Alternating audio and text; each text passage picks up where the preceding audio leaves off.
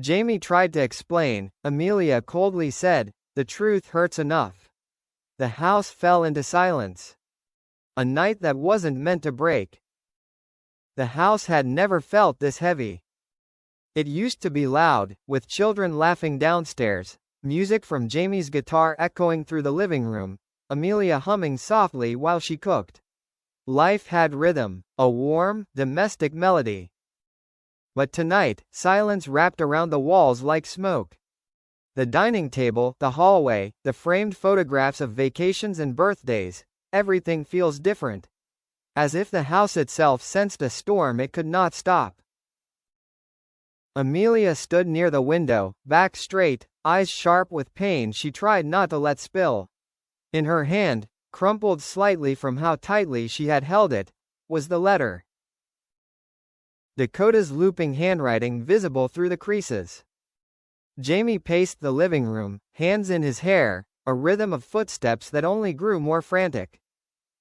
He turned towards her. "Amelia, please, let me explain." His voice was raw, somewhere between pleading and breaking. Amelia didn't move, didn't blink. Her silence was louder than shouting. Finally she spoke, voice low but cutting. "The truth hurts enough." Jamie froze. Those words landed like a blade between them. He swallowed hard. "Amelia, I'm not trying to hide anything from you. I just..." She cut him off, cold, calm, controlled. "You already did." Her tone didn't rise. It didn't tremble. It was worse, it was steady. The steadiness of someone past the point of yelling. Jamie took a slow step toward her, but she stepped back, just slightly, enough for him to notice. And that small movement shattered him more than screaming ever could. The letter between them like a ghost. The letter lay between them now, not on the table, not in her hand, but like a third presence in the room. Something silent, something alive, something unforgiving. Jamie stared at it, as though if he looked long enough he could rewrite it by force of will. "It was years ago," he said quietly. "It meant nothing. I never replied. I didn't fuel it. I didn't." "Years ago," Amelia echoed, narrow eyes. "And yet somehow it found its way into our house. Into your script pages. Into the place where I am supposed to feel safe." Jamie inhaled slowly. "I didn't keep it to romanticize the past," he said. "I just didn't know how to throw it away without feeling cruel. Dakota was hurt. She wrote it from a place of vulnerability. I didn't want to." Amelia let out a short, bitter laugh. "You didn't want to hurt her." Jamie flinched. "That's not what I meant." "But that's what you said." He opened his mouth, then closed it. Because she was right. Even if he didn't intend to say it, the meaning was there, sharp, unfiltered. Amelia placed the letter gently on the table, smoothing the creases like a surgeon preparing an incision. "Jamie," she said softly, "this wasn't just ink. These were feelings. Real feelings. From someone who once looked at you the way I do now." Jamie stepped closer despite the risk. "But I chose you." Her eyes flicked towards him, barely. "And I chose to believe you when you said it was only chemistry on screen. That there was nothing deeper. Yet here I stand, holding proof that at least one of you felt otherwise." He clenched his fists. "I can't change the past." "No," she whispered, "but the past just changed us. Memories begin to crack." Jamie sank onto the couch, hands clasped like a man awaiting judgment. "Amelia, I love you," he said, his voice trembling.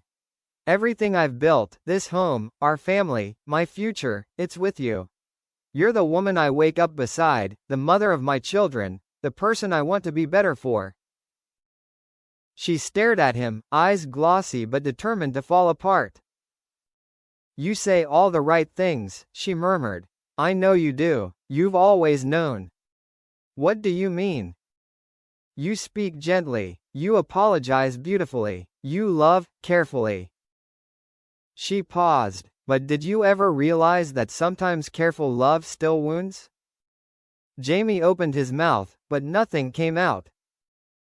The truth sat like stone in his throat. Amelia stepped forward, closer now, not to reconcile, but to face him fully. "When I married you," she said, voice steady, "I accept that fame will always share space with us. I accepted rumors, interviews, scripts, co-stars, chemistry." She gestured to the letter. "What I didn't accept was being the person who found out last." Jamie's voice cracked. "You weren't supposed to find it at all." "And that," she replied, "is what hurts enough." Silence again, deeper than before. Not emptiness, but walls forming. The confrontation that finally breaks. Jamie stood, unable to sit still under the weight of her stare. "Tell me," Amelia said suddenly, "did you ever think about her? Even once? After that letter?" He hesitated, and that hesitation was the answer. Amelia closed her eyes, only for a second, but long enough for pain to escape through her lashes. Amelia, it wasn't wanting her. It was the idea of her. Of who I was then, younger, reckless, untethered. Dakota represented a parallel life, one I never took. A door I closed but never locked. A door you kept the key to, Amelia finished. His breath caught. She wasn't wrong. She wasn't home, he whispered at last. You are. But if I never found the letter, she asked, would you have ever locked the door? He couldn't answer. His silence echoed.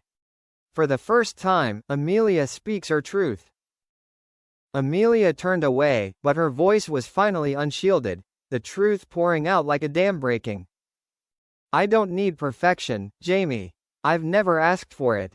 I can live with old feelings. I can live with past connections. I can even live knowing someone else loved you once. She inhaled, one shaky breath. What I cannot live with is being protected from a truth that was already mine to carry. Jamie felt his chest collapse inward. I thought I was protecting you. No, she said gently, painfully, you were protecting yourself. From discomfort, from conflict, from accountability. She wiped a tear, not dramatically, just tiredly. And now look where we are. The house fell into silence. Neither of them moved. The walls held their breath. The air waited. Time thickened like slow honey. Jamie whispered. What happens now? Amelia didn't answer immediately. She looked around the living room, the framed family photos, the coffee table with half-read children's books, the piano where Jamie taught the girls their first chords. A life built from years, now trembling from one letter. Finally, she spoke. I don't know. He stepped closer, one hesitant step. Can I earn back your trust? She met his eyes, not angry now, but wounded beyond easy repair. That's not something you ask, she said. That's something you prove. He nodded slowly. And if I prove it? She exhaled, long, soft, tired. Then maybe we rebuild. And if I fail? Her voice was barely above a whisper. Then maybe we stop. Jamie's knees nearly buckled. He had fought villains on screen, wars in films, emotional monologues in interviews, but nothing terrified him like this quiet possibility. Amelia stepped past him, toward the hallway light. She paused only once more. Tonight, Jamie, sleep in the guest room. He didn't argue, didn't beg. He just nodded, because love, real love, sometimes meant not fighting the space someone needs to heal. And so, he walked away slowly, leaving the living room behind like a battlefield after the smoke clears. As he disappeared down the hallway, Amelia whispered, too soft for him to hear. The truth hurts enough, but maybe honesty can still save us. Then she turned off the lights. And the house, once filled with music, fell into deep, aching silence. A raw, painful, human chapter. No winners, only consequences. But also a door still half open.